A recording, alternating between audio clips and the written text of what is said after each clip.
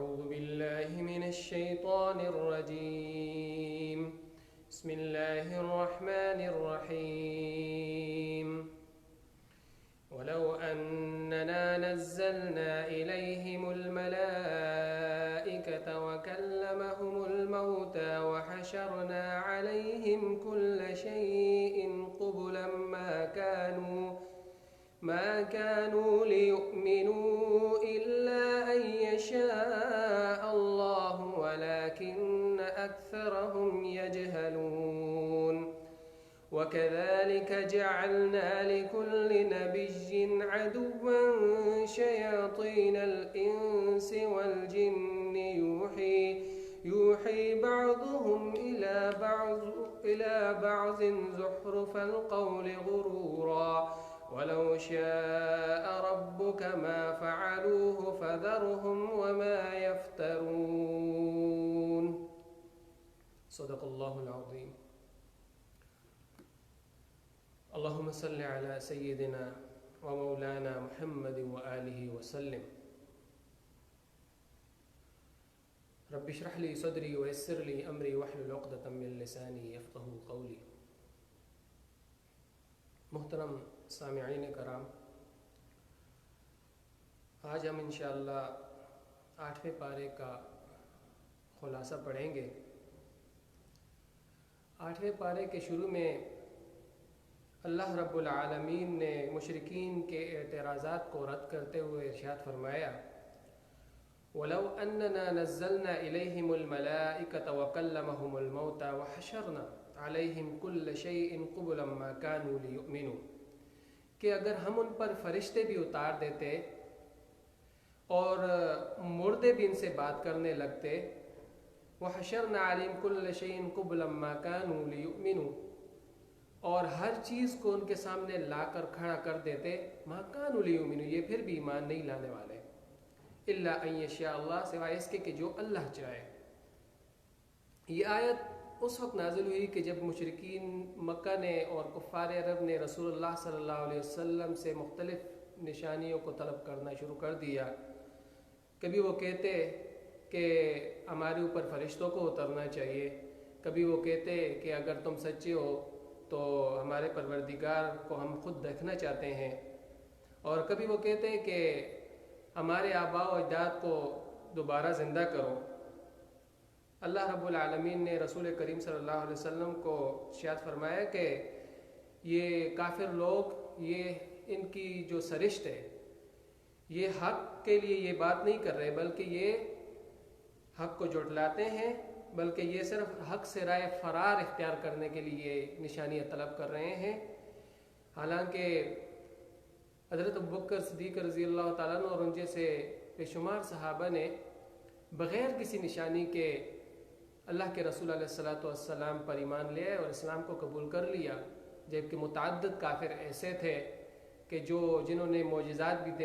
دیکھ لیے، واضح نشانیاں بھی دیکھ لی، پھر بھی وہ ایمان نہیں لائے۔ آگے اللہ رب العالمین نے مومنین کو غیر اللہ کے نام پر جو ذبیحہ ہو اس کو کھانے سے منع کیا، فرمایا کہ وَمَا لَكُمْ أَلَّا تَأْكُلُوا مِمَّا ذُكِرَ اسْمُ اللَّهِ عَلَيْهِ، کہ اللہ کے نام پر، غیر اللہ کے نام پر جو جانور ذبح کیا گیا ہو اس کو نہ کھاؤ، إِلَّا مَا اضْطُرِرْتُمْ إِلَيْهِ، مگر یہ کہ حالت اضطرار میں۔ حالت اضطرار کون سی ہوتی ہے؟ کہ جب کہ جان کا خوف ہو بھوک کی وجہ سے، تو اس صورت میں جائز ہو جاتا ہے۔ پھر آگے اللہ رب العالمین نے یہودیوں کی سرکشی اور ان کی بغاوت کا ذکر کرتے ہوئے فرمایا کہ اللہ رب العالمین نے ان کی بغاوت اور ان کی سرکشی کی وجہ سے ہر ناخن والا جانور ان پر حرام کر دیا، اور گائے اور بکری کی پیٹھ کی چربی کے علاوہ باقی چربی کو بھی ان پر حرام کر دیا، مگر یہ یہودی ہیلہ سازی میں ماہر تھے اور اپنی سرکشی اور بغاوت کی وجہ سے وہ ہیلہ بنانے میں ماہر بھی تھے، تو انہوں نے اپنی سرکشی کی وجہ سے انہوں نے گائے کی چربی کو بیچ کر وہ اس کو کھا گئے، اس کی قیمت کو کھا گئے۔ اللہ کے رسول علیہ السلام نے ان کے بارے میں ارشاد فرمایا کہ اللہ کی مار ہو یہود پر کہ جب چربی ان پر کے لیے حرام کر دی گئی تو انہوں نے اس کو پگھلا کر اس کو بیچ دیا اور اس کی قیمت کو کھا گئے۔ محترم سامعین کرام، آگے اللہ رب العالمین نے مشرکین کی چند حماقتوں کا ذکر کیا اور فرمایا کہ وَجَعَلُوا لِلَّهِ مِمَّا زَرَعَ مِنَ الْحَرْثِ وَالْأَنْعَامِ نَصِيبًا، کہ انہوں نے اپنے زمین سے اگنے والے غلے اور جو ان کے چوپائے تھے ان میں سے حصے مقرر کیے، اور فرمایا کہ فَقَالُوا هَذَا لِلَّهِ بِزَعْمِهِمْ وَهَذَا لِشُرَكَائِنَا، کہ یہ اللہ کے لیے حصہ ہے اور یہ ہمارے شرکاء کے لیے۔ اور پھر ان کی یہ دوغلی پالیسی ہوتی کہ ان کے شریکوں کا جو حصہ ہوتا اس میں اللہ کے حصے کو وہ ملنے نہیں دیتے، اور اللہ کے حصے میں ان کے شریکوں کا حصہ مل جاتا تو اس کے بارے میں کچھ نہیں، ان کو ملامت نہ ہوتی۔ اور ان کی دوسری حماقت کا ذکر کیا کہ وہ وَكَذَلِكَ زَيَّنَ لِكَثِيرٍ مِّنَ الْمُشْرِكِينَ قَتْلَ أَوْلَادِهِمْ، کہ وہ اپنی جو بیٹیاں ہوتی ہیں ان کو رزق کے خوف سے اور اس کو باعث جو ننگ وہ سمجھتے تھے اس کے خوف سے اس کو وہ قتل کر دیتے تھے۔ نبی کریم صلی اللہ علیہ وسلم کے احسانات میں سے ایک احسان یہ بھی ہے کہ اللہ کے رسول علیہ الصلاۃ والسلام نے عورت کو عزت دی اور بیٹی کو عزت دی، اور یہ بتا دیے کہ یہ بیٹی باعث ننگ نہیں ہے، باعث خوف نہیں ہے، بلکہ یہ عزت ہے۔ اور تیسری جو حماقت ان کی ہوتی تھی، انہوں نے جو ان کے چوپائے ہوتے تھے انہوں نے ان کو مخصوص انداز میں تقسیم کر رکھا تھا۔ کچھ چوپاؤں کو وہ کاہنوں کے لیے اور مذہبی جو ان کے پیشوا ہوتے ہیں ان کے لیے مخصوص کیا ہوتا، اور کچھ کو وہ یعنی ان پر سوار ہونا اور ان سے فائدہ اٹھانے کو وہ ناجائز سمجھتے تھے، اور بعض چوپاؤں کو وہ اللہ کے علاوہ غیر اللہ کے نام پر یعنی بتوں کے نام پر بھی ذبح کرتے تھے۔ چوتھی ان کے حماقت کے بارے میں ذکر کیا کہ چوپائے کے پیٹ سے جو بچہ زندہ پیدا ہوتا تو اس کو وہ مردوں کے لیے حلال سمجھتے اور عورتوں کے لیے حرام، لیکن اگر وہ مردہ پیدا ہوتا تو مردوں اور عورتوں دونوں کے لیے حرام سمجھتے۔ تو اللہ رب العالمین نے ان کی اس سرش کے بارے میں ذکر کیا کہ یہ ان کی بیوقوفی ہے اور یہ ان کی دوہرا پن ہے۔ فرمایا قد خسر الذین قتلوا اولادهم سفہا بغیر علم وحرموا ما رزقهم اللہ، کہ مشرکین میں سے کچھ ایسے ہیں کہ جنہوں نے اپنی اولاد کو بیوقوفی کی وجہ سے قتل کر دیا، یعنی رزق کے خوف کی وجہ سے، وحرموا ما رزقهم اللہ افتراء علی اللہ، اور انہوں نے اللہ اپنے آپ پر اس رزق کو حرام کر دیا کہ جو اللہ رب العالمین نے ان پر حرام نہیں کیا تھا بلکہ وہ ان کے لیے حلال تھا، اور انہوں نے خود اپنے اوپر اس کو حرام کر دیا۔ آگے اللہ رب العالمین نے رزق کی 4 بڑی اقسام کا ذکر کیا کہ جو انسانوں پر حرام کر دی گئی۔ پہلی قسم کون سی ہے؟ الا ان یکون میتۃ، کہ مردار کو انسان پر حرام کر دیا گیا ہے، او دما مسفوحا، بہنے والے خون کو حرام کر دیا گیا، او لحم خنزیر، خنزیر کے گوشت کو، اور فإنه رجس او فسق احل لغیر اللہ بہ، اور غیر اللہ کے نام پر جو جانور ذبح کیا گیا اس کو بھی حرام کر دیا گیا۔ آگے اللہ رب العالمین نے ارشاد فرمایا کہ اور مشرکین کے اس غلط عقیدے اور عذر کو رد کر دیا کہ مشرکین عنقریب آپ کو کہیں گے کہ سیقول الذین اشرکوا لو شاء اللہ ما اشرکنا ولا آباؤنا ولا حرمنا من شیء، کہ یہ عنقریب آپ کو کہیں گے کہ اگر اللہ چاہتا تو ہم اور ہمارے آباء و اجداد شرک نہ کرتے اور نہ ہم حرام کاموں میں ملوث ہوتے، نہ ہم پر کوئی چیز حرام ہوتی۔ اللہ رب العالمین نے ارشاد فرمایا کہ یہ اور ان سے پہلے جو ان کے آباء و اجداد تھے یہ جھوٹ تراشتے ہیں۔ پھر فرمایا قل هلم شهداءکم الذین یشهدون ان اللہ حرم ھذا، کہ اے نبی صلی اللہ علیہ وسلم آپ ان سے کہہ دیجئے کہ جو کچھ اللہ نے تحریر کیا کیا تم اس کو جانتے ہو؟ اگر تم اس کو جانتے ہو فإن شهدوا فلا تشهد معهم، تو پھر اس کو ہمارے سامنے پیش کرو۔ گویا اللہ رب العالمین یہاں ارشاد فرما رہے ہیں کہ لوگ غلطی تو خود کرتے ہیں لیکن اس کو اللہ رب العالمین کی ذات کے ساتھ منسوب کر لیتے ہیں۔ محترم سامعین کرام، یہاں پر اللہ رب العالمین نے 10 وصیتوں کا ذکر کیا، اور کچھ کہ یہ وہ وصیتیں ہیں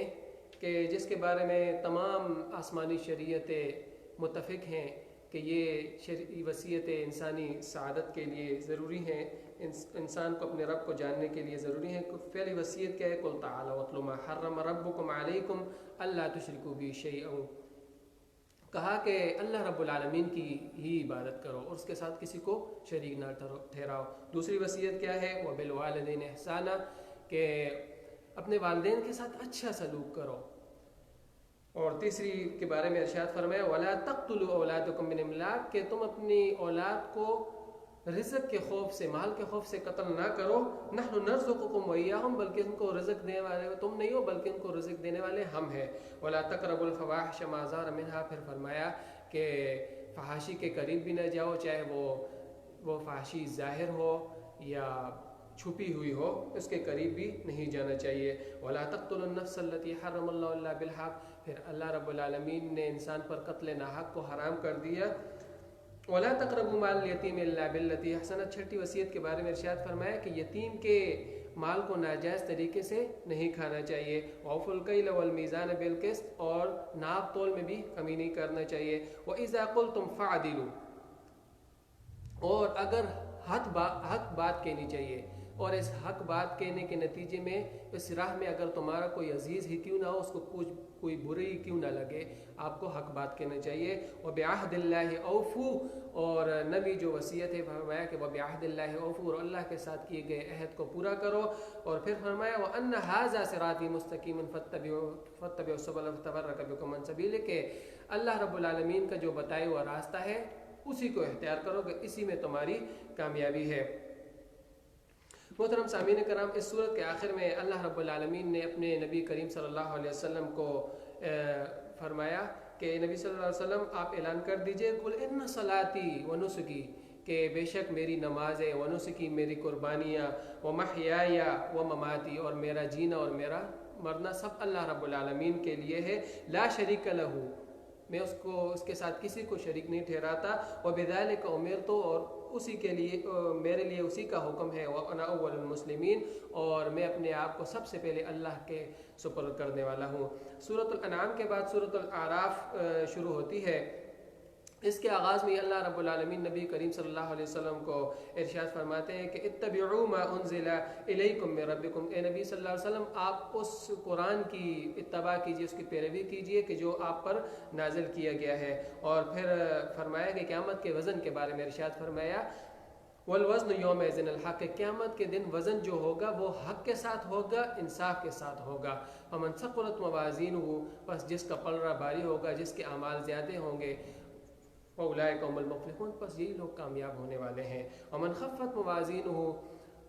اور جس کا پلڑا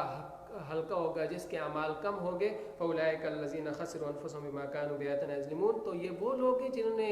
ہماری آیات کو جھٹلایا اور اپنے آپ کو خسارے میں ڈالا. پھر فرمایا وَلَقَدْ مَكَّنَّاكُمْ فِي الْأَرْضِ وَجَعَلْنَا لَكُمْ فِيهَا مَعَائِشَ کہ اللہ رب العالمین نے انسانوں پر اپنے ایک بڑے انعام کا تذکرہ کیا اور فرمایا کہ ہم نے انسانوں کے لیے رہنے کے لیے زمین کو بنایا اور وَجَعَلْنَا لَكُمْ فِيهَا مَعَائِشَ اس میں اس کے لیے کام کرنے کے لیے مختلف پیشے اس کو دیے. قَلِيلًا مَا تَشْكُرُونَ پھر انسان ہے کہ بہت ناشکرا ہے کہ اللہ رب العالمین کا شکر گزار بندہ نہیں بنتا. آگے کی آیات میں اللہ رب العالمین نے مسجدوں کے آداب کے بارے میں ارشاد فرمایا کہ یا بنی آدم خذوا زینتکم عند کل مسجد کہ مسلمانوں کو چاہیے کہ جب وہ مسجدوں کو آئیں تو ان کو زینت اختیار کرنی چاہیے اور ان کو اچھا لباس پہننا چاہیے کیونکہ یہاں پر اللہ رب العالمین کے جو مالک کائنات ہے اس کی عبادت کی جاتی ہے. آگے کی آیات میں اللہ رب العالمین نے جنتی لوگوں اور دوزخی لوگوں کے مکالمے کے بارے میں تذکرہ کیا کہ وَنَادَى أَصْحَابُ الْجَنَّةِ أَصْحَابَ النَّارِ أَنْ قَدْ وَجَدْنَا مَا وَعَدَنَا رَبُّنَا حَقًّا کہ جنتی لوگ دوزخیوں سے کہیں گے کہ کیا تمہیں دنیا میں کیے گئے اللہ رب العزت کے ان وعدوں پر اب یقین آ گیا کہ جو اللہ رب العالمین نے ہم سے کیے تھے. کہ وہ کہیں گے کہ بے شک ہمیں اس وعدوں پر یقین آ گیا اور یقیناً ہم خسارے میں ہے. وَنَادَى أَصْحَابُ النَّارِ أَصْحَابُ الْجَنَّةِ نَفِيضُوا عَلَيْنَا مِنَ الْمَاءِ وَمِمَّا رَزَقَكُمُ اللَّهُ اور دوزخی لوگ جہنم کی ہولناکی اور گرمی سے پریشان ہو کر وہ دوزخیوں سے کھانے پینے کی چیزوں کے بارے میں دریافت کریں گے، ان سے مانگیں گے تو ظاہر ہے ان کو یہی جواب ملے گا قالوا ان اللہ حرمہم علی الکافرین کہ یہ چیزیں تو اللہ رب العالمین نے کافروں پر حرام کر دیے. پھر ونادى اصحاب الاعراف رجالا يعرفونهم بسیماهم یہاں پر اصحاب اعراف کا ذکر آتا ہے کہ جس کے عنوان سے یہ صورت ہے کہ اصحاب اعراف کون سے لوگ ہیں. یہ وہ لوگ ہیں کہ جو جہنم سے تو محفوظ ہیں، جہنم میں نہیں گئے، لیکن اپنی اعمال کی کمزوری کی وجہ سے یہ جنت میں بھی نہیں جا سکے۔ تو ایک مخصوص مدت گزارنے کے بعد اللہ رب العالمین ان پر اپنی نظر رحمت اور اپنی نظر کرم کرے گا اور بالآخر ان کو جنت میں داخلہ نصیب فرما دے گا۔ محترم سامعین کرام، آخر میں اس پارے کے آخر میں مختلف قوموں کی بدعمالیوں کا ذکر کیا گیا ہے کہ ان قوموں نے اپنے رسولوں کو جھٹلایا، اللہ رب العالمین کی نافرمانی کی۔